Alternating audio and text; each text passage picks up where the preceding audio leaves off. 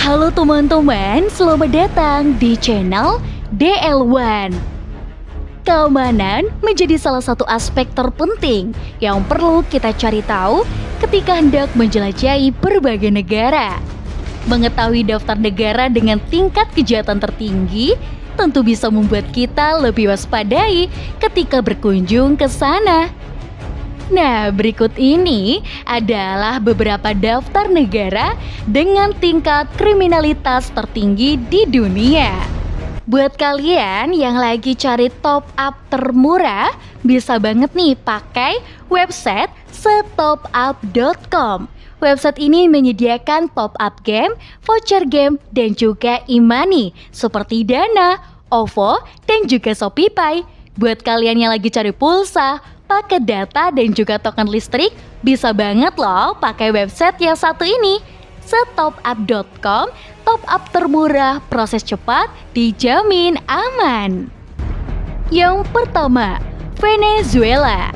Venezuela memiliki indeks kejahatan mencapai 83,76 dan menjadi negara yang tingkat kejahatannya tertinggi di dunia. Departemen Luar Negeri Amerika Serikat telah mengeluarkan peringatan perjalanan level 4 untuk Venezuela, sekaligus menunjukkan bahwa tidak aman untuk berpergian ke negara itu. Tingginya tingkat kejahatan Venezuela berhubungan dengan berbagai faktor, termasuk pemerintahan yang korup, sistem peradilan yang lemah, dan kontrol senjata yang buruk. Yang kedua, Papua Nugini. Negara kedua dengan tingkat kejahatan yang tinggi adalah Papua Nugini dengan indeks kejahatan 80,79. Kejahatan di Papua Nugini, terutama kejahatan dengan kekerasan, dipicu oleh perubahan sosial, ekonomi, dan politik yang cepat.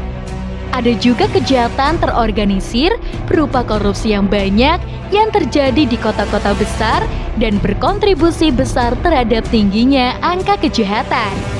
Letak geografis Papua Nugini dinilai menjadikannya negara yang dianggap signifikan untuk perdagangan narkoba dan juga manusia. Yang ketiga, Afrika Selatan. Afrika Selatan memiliki tingkat kejahatan tertinggi ketiga di dunia.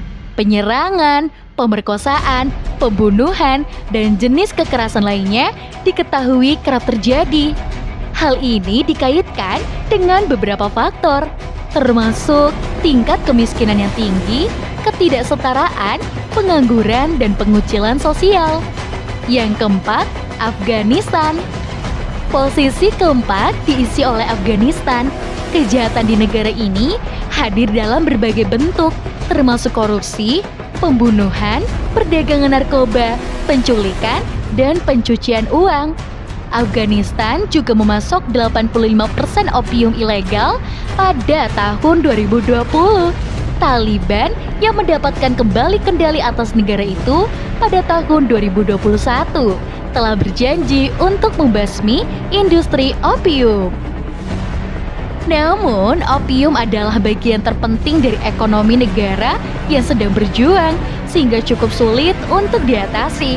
Selain itu, tingkat pengangguran yang tinggi memicu adanya perampokan dan penyerangan. Yang kelima, Honduras.